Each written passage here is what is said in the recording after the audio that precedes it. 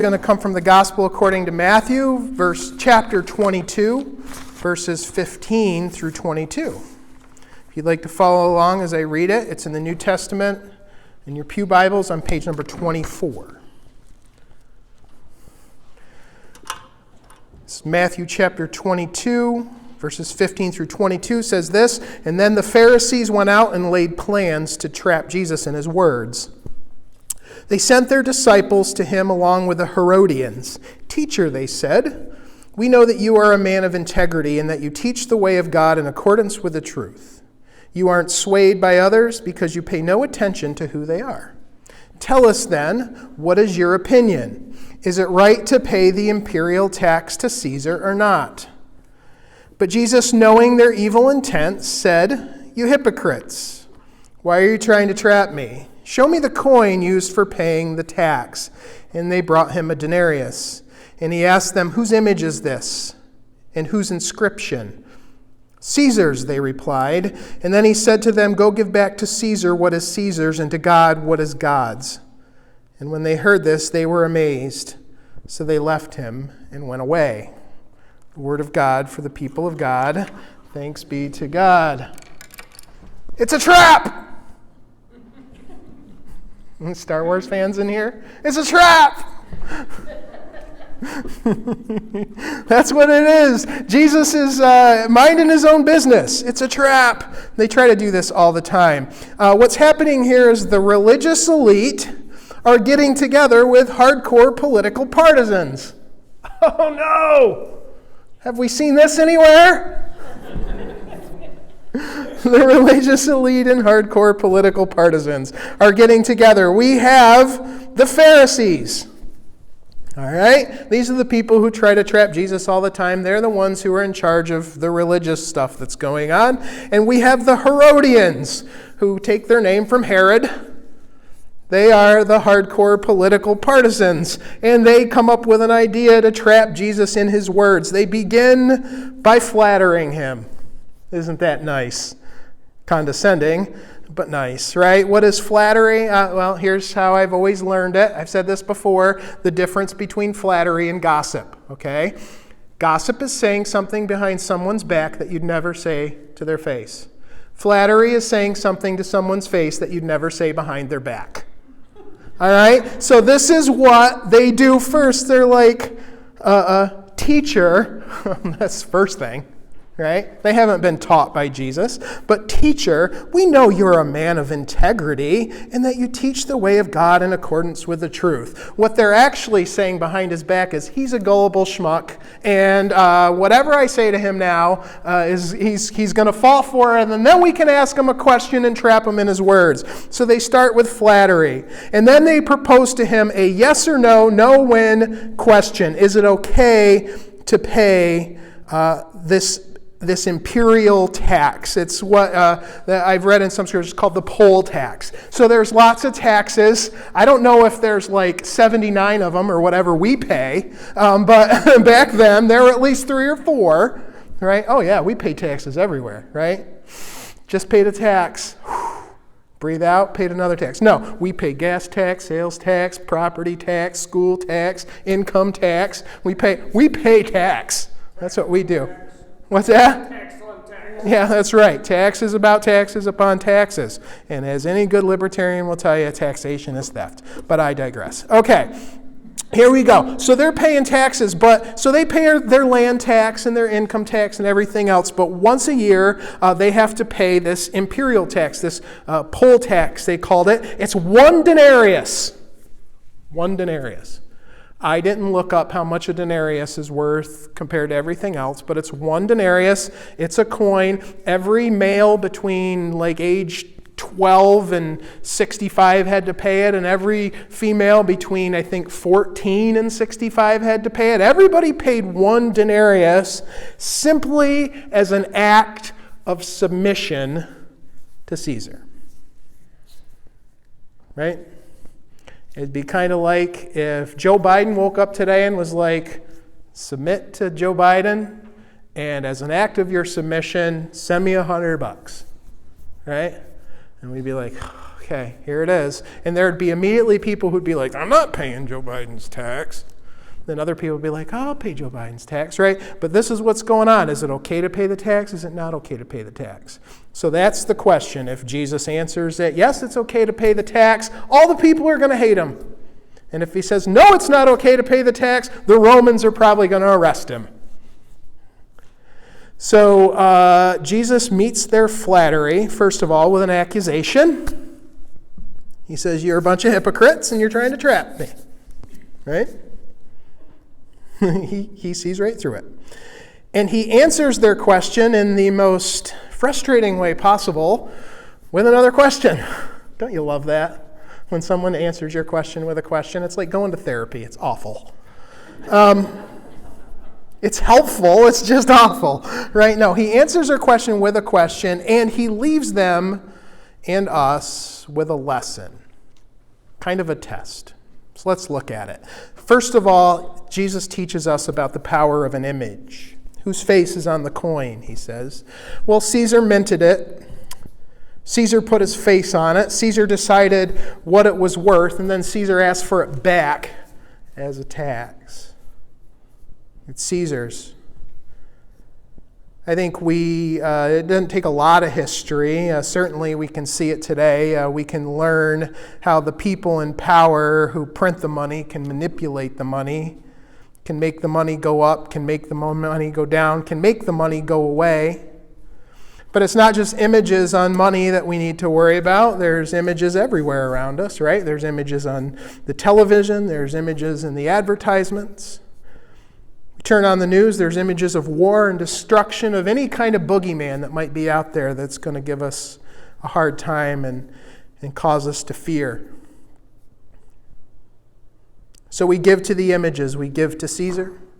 We give to our country. We give to the marketers at Apple or Netflix or McDonald's. We give our fear to the media and we devour more of it. We give our lives to whatever the image is that it reads on the scale in the morning or what we see in the mirror. But Jesus says there's another image that we need to be thinking of. The word here for image is icon, which is a familiar word. It's a Greek word, right? Whose icon is on the coin. Give back to Caesar what he's put his picture all over, but give to God what is God. See, there's another image, and it's the image we bear that I was talking to Mariah about this morning. If you go all the way back to the beginning of your Bible, to the first part, right? To the very first book, to the very first chapter, God gets to the end of his creation, and God says, let us make mankind in our image, in our likeness. And then you skip down from verse 26 to 27. It says, so God created mankind in his image. In the image of God, he created them, male and female. He created them. See, we all bear an image, an important image, the image of God. And no other image ranks higher than the image of God. To bear God's image is an honor. It's also a responsibility. And as Christians, we believe that we not only bear the image of God, but that somehow, somewhere deep inside of us, we also hold the Spirit of God. The Spirit of God empowering us. See, all the images around us have power, but God's image is also powerful. And it reminds us of who we are as people. We bear the image of God. So there's power in an image, and Jesus leaves us with this test that we must face. A test we're struggling with. A test where you ask yourself what it is that I give and where it is that I give it. See, Jesus evades the question. He doesn't answer the question, right? He escapes the trap, and he throws the issue that they're trying to come up with. He changes it, and he puts it right back squarely in our lap. He throws it back to the audience. What belongs to the rulers of the world and what belongs to God? That's what Jesus asked us. What's Caesar's? What's God's? And which do I prioritize? How do I spend my time, my money, my energy? What lens do I most often use to see the world and make my decisions? Is it the things of the world or is it the things of God? And this is important. Do I give to someone else what belongs to God? Every morning when I get up, I stumble down the stairs, usually limping on my left leg. That's the one that hurts. And I come down and I scratch my hair and other areas that need scratching. And then I plop myself down in my recliner, which is where I often meet the world in all of its fullness, and in my PJs. And Lisa has made coffee, and I pour the coffee, and I hit the button on the side so the foot thing snaps up, and I go back, and the news is on, and there I sit for about 30 minutes until one of my dogs has to go outside and jumps on me enough times. And I sit there and I think about the news is on, so I give my attention to the politics of the day, and the news is on, so I allow it to affect what I'm scared of for the week. Right? What do I have to be scared of this week? I get sucked into the controversies, whatever the latest controversy is between our politicians, who's calling who names. It's the world news, so I'm sucked into the world news. And the interesting thing is that in my head, as I say this out loud, I'm like, it's the first part of my day, and the first part of my day is the part of my day. I'm giving that away to something. I should be giving it to God. But Jesus kind of in this statement is like, it's okay. It's okay. It's okay to give something that doesn't necessarily go along with your values to something. Like, you can give to Caesar what is Caesar's. Right? But the interesting thing is that while Jesus seems to have no issue with giving to those things that don't represent our faith values, how he hedges that is by saying, as long as we don't give away your values themselves. You can give to something that doesn't represent your values as long as you don't give away your values. Make no mistake, Jesus isn't like being like, so it's cool to just do whatever you want part of the time and then just go say your prayer. That's not what he's saying. And Jesus is not somehow separating God from worldly things, Caesar from God, into two separate but equal things. There's no separation of church and state in Jesus' mind.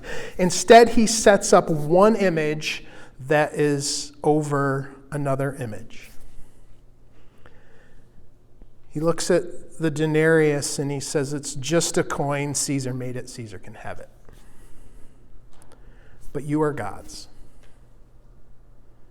You are created in his image to bring hope and grace to the world.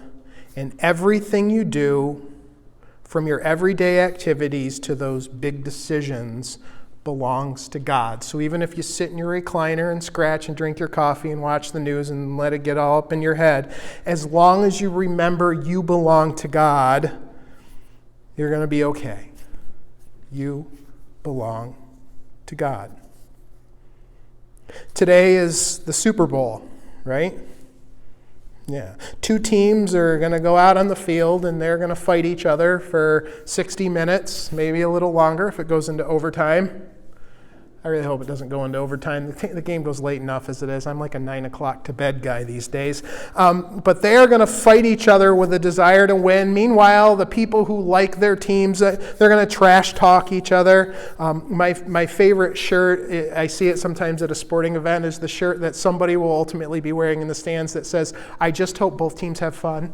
Right? They don't care who wins, which is where most of us are today. Look, at the end of the game, for all the fighting and all the trash talking and everything that goes on, right? There have been people who, after football and baseball games, have come to blows to the point of killing one another. But at the end of the game, we're people, and we're all in this together.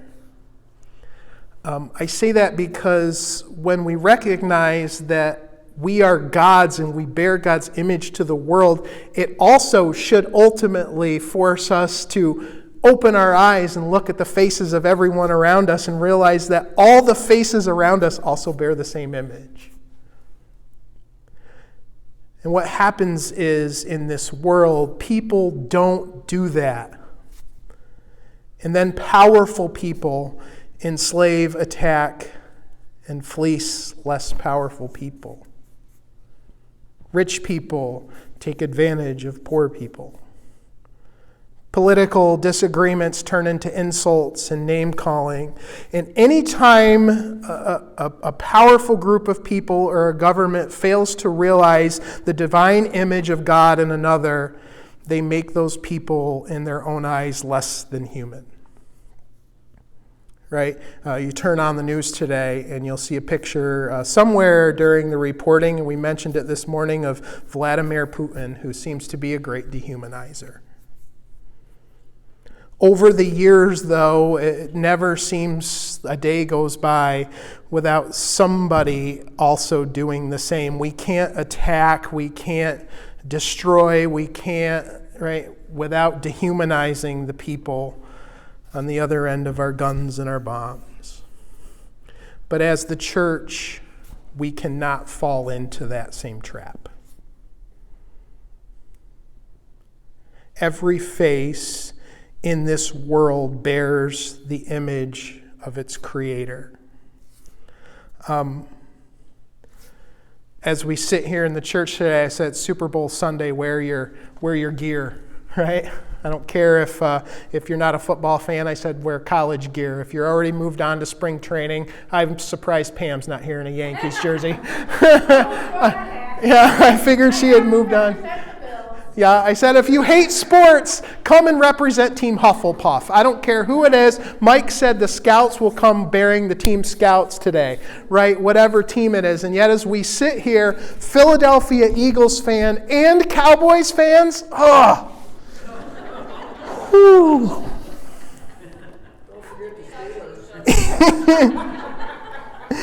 It illustrates to us that what divides us doesn't have to overshadow what brings us together, right? Every face bears an image of its creator, and every decision Jesus wants us to recognize begins with remembering that we belong to God, and that when we make those decisions, we represent God. So I think what he's saying when he says, give to Caesar what is Caesar's and give to God what is God's, is don't stress about the small things. Go ahead and give Caesar what's Caesar's. Just don't forget whose image you bear. Give to God what is God. Because when we look at this world, we need to treat this world with the love and care that its creator deserves. That's it. Let us pray. God, I thank you that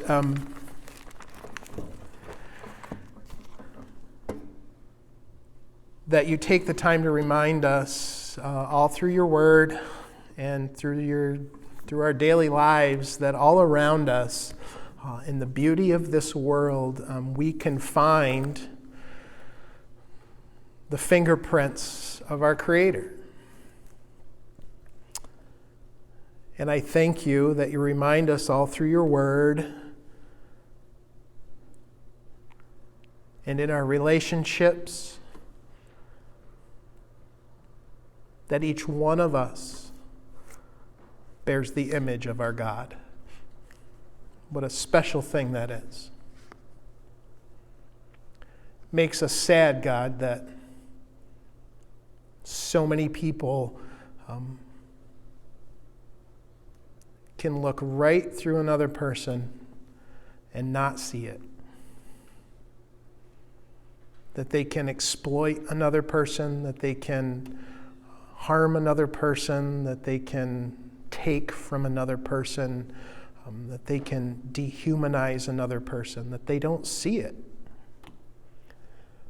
But God, help us to always see it